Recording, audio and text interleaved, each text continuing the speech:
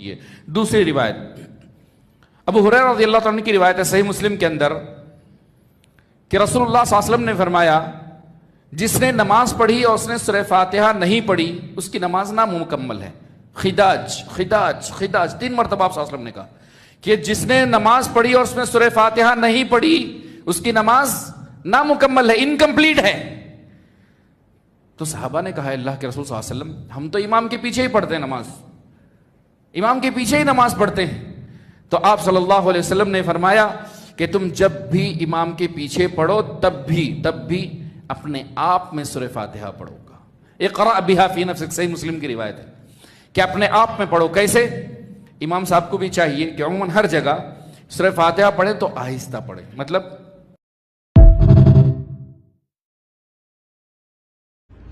بسم اللہ والصلاة والسلام علی رسول اللہ اما بعد فاعوذ باللہ من الشیطان الرجیم بسم اللہ الرحمن الرحیم یا ایہا الذین آمنوا اتقوا اللہ وکونوا مع الصادقین صدق اللہ العظیم وقال النبی صلی اللہ علیہ وسلم علیکم بالصدق. ایک اہل حدیث عالم نے ایک حدیث کے اوپر جھوٹ بولا تھا اور صحیح مسلم کے حوالے سے.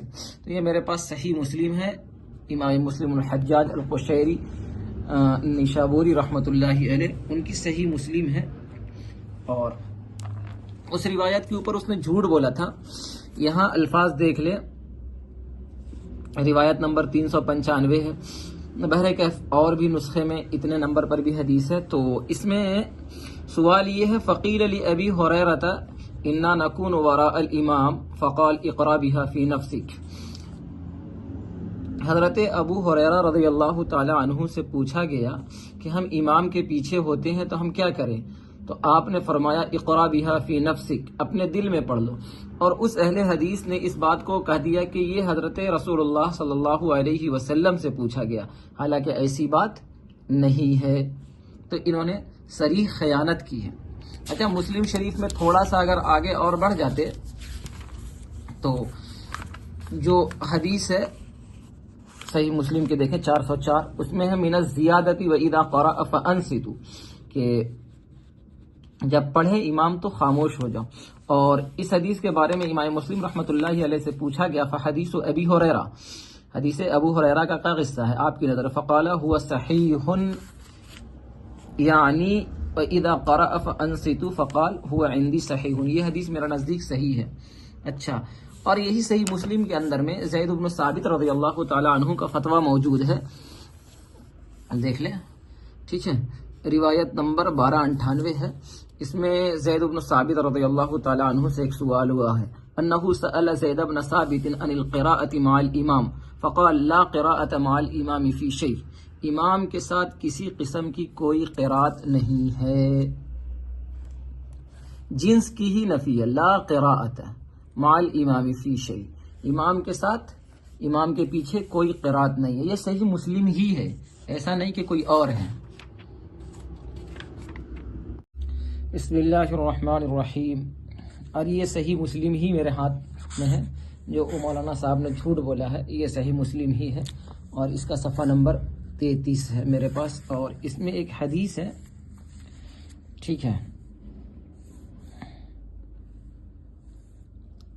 کہ رسول اللہ صلی اللہ علیہ وسلم نے فرمایا ان کذبا علی لیس کذب علی احد, یعنی مجھ پر جھوٹ بولنا کسی اور پر جھوٹ بولنے کی طرح نہیں ہے, بلکہ مجھ پر جھوٹ بولنے کی کیا سزا ہے؟ فمن کذب علی متعمدا فلیتبوأ مقعدہ من النار, جو مجھ پر جھوٹ بولے وہ اپنا ٹھکانہ جہنم بنا لے. یہ صحیح مسلم کی ہی روایت ہے. اب ہم آ جاتے ہیں کہ کیا کہتے ہیں فی نفسی کا معنی کیا ہے. تو میں اس کو بخاری شریف سے ہی دکھا دیتا ہوں.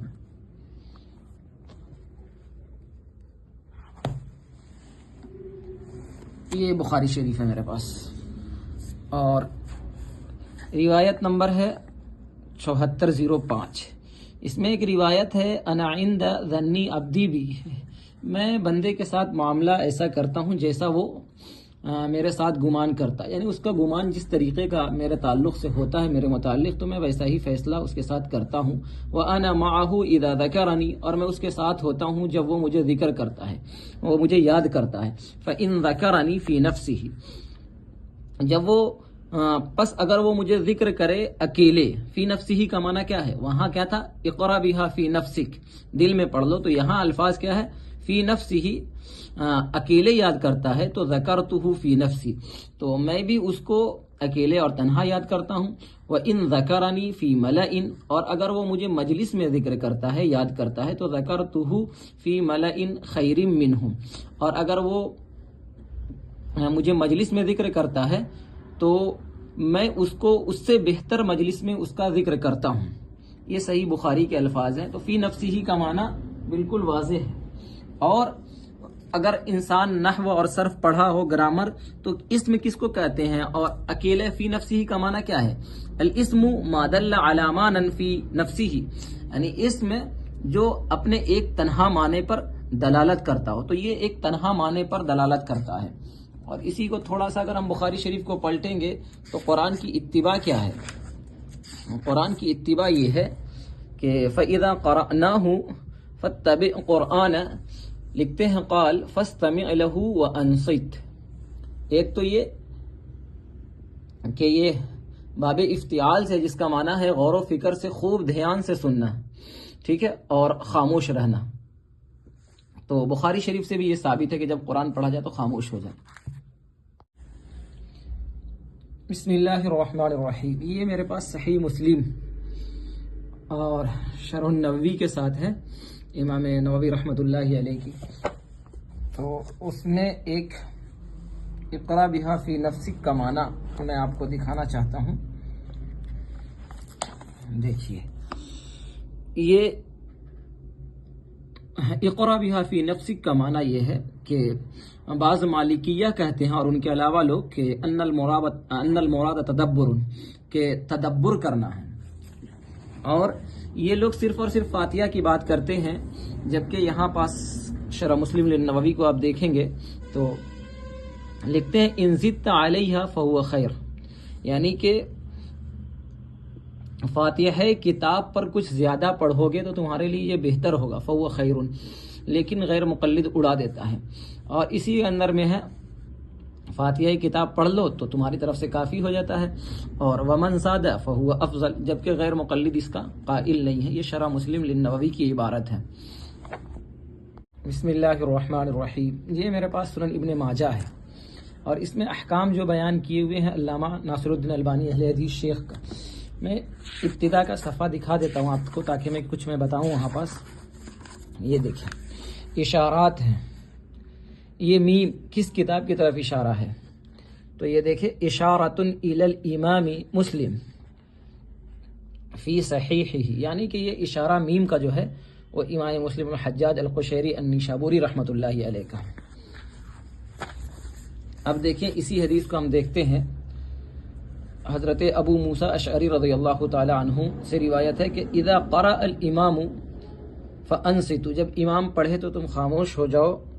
یہ روایت صحیح ہے، اور امام مسلم رحمۃ اللہ علیہ، میں نے صحیح مسلم سے جو روایت نمبر 404 بتایا تھا، تو یہ حدیث صحیح مسلم کے اندر میں ہے، خود ان لوگوں نے تسلیم کیا ہے، یہ صحیح مسلم کی روایت ہو گئی ہے۔ اور اس کے بعد میں یہ ہمارے پاس ہے طحاوی شریف مجلد الاول، امام طحاوی حنفی متوفی 321 ہجری، اس میں وہی حضرت ابو ہریرہ رضی اللہ تعالی عنہ مرفوع روایت بیان کرتے ہیں، قال قال رسول اللہ صلی اللہ علیہ وسلم انما جعل الامام لیتم به فاذا قرأ فانصتوا، پس جب امام پڑھے تو تم خاموش ہو جاؤ۔ اس کی روایت نمبر ہے 1257 اور صفحہ نمبر ہے 281۔ اور اس کے بعد میں ہے یہ سنن نسائی، اس میں بھی جو حکم بیان کیے گئے ہیں یہ علامہ ناصر الدین البانی صاحب کے ہیں، اور اس کو میں کھول لیتا ہوں، اور اس کا نمبر ہے 921، کیونکہ اس کے بعد ہے 922۔ تو اس میں بھی دیکھیں حضرت ابو ہریرہ رضی اللہ تعالی عنہ سے ہی روایت ہے، انہ قال قال رسول اللہ صلی اللہ علیہ وسلم انما جعل الامام لیتم به فَإِذَا كَبَّرَ فَكَبِّرُوا وَإِذَا قَرَأَ فَأَنصِتُوا، کہ امام کو امام اسی لیے بنایا گیا ہے کہ تم اس کی اقتداء کرو، فالو کرو. جب وہ تکبیر کہے تو تم بھی تکبیر کہو، اور جب وہ پڑھے تو خاموش ہو جاؤ. حدیث کے نیچے لکھتے ہیں کہ حسن صحیح. ٹھیک ہے، تو یہ حدیث صحیح ہے. اب بتائیں، اتنی ساری ہمارے موقف پر دلائل ہیں. ایک تو یہ کہ جو اقرا بہا فی نفسک کا معنی تھا وہ میں نے آپ کو بتا دیا، اور اس کے بعد میں پھر ہمارے پاس اس کے علاوہ بے شمار دلائل ہیں. لہذا میں اپنے سامعین سے اور ناظرین سے یہ مؤدبانہ التماس کروں گا کہ کوئی بھی اہل حدیث اگر حدیث بیان کرے تو فوراً اس کو مان مت لو، بلکہ ان جاءکم فاسق بنبأ فتبینوا، تحقیق کر لو اس کی. جیسا کہ اس مولانا نے بتا دیا تو آپ نے مان لیا اور آپ نے تسلیم کر لیا، حالانکہ انہوں نے حدیث کے اوپر جھوٹ بولا تھا. اور یہ لوگ تقریباً ایسا ہی کرتے ہیں ہمیشہ. باقی وہ جو حدیث پیش کریں گے وہ ضعیف روایت ہے. ٹھیک ہے، اور پھر میں اس کے اوپر دلائل نہیں دے رہا. جب بھی میں کھولوں گا نا، اس کو دکھاؤں گا، تو ہر جگہ جو اہل حدیث کے موقف کی دلیل ہے وہ انشاءاللہ وہ ساری کی سارے ضعیف خود اہل حدیثوں نے مان رکھا ہے. وما توفیقی الا باللہ.